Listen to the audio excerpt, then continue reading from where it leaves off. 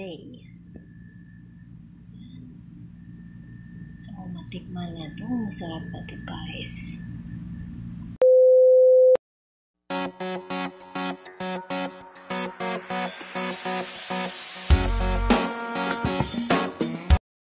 Hello guys, welcome back to my YouTube channel. In today's video guys, ito nag-ready na yung maleta ko kasi punta ako na Manila for medical guys sa St. Luke.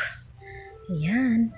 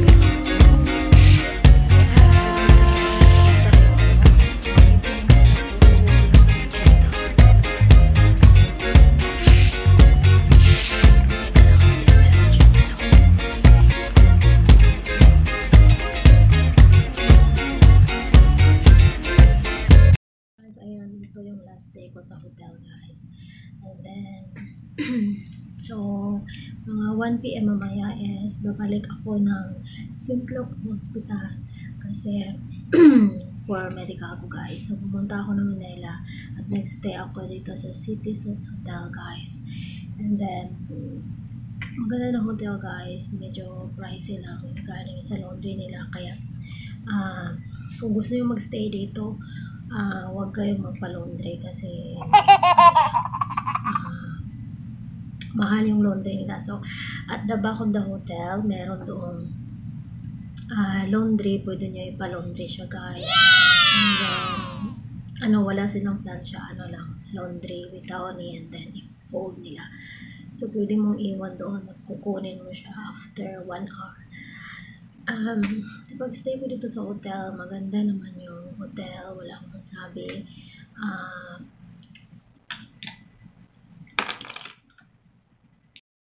Sa hotel guys, and they serve delicious food,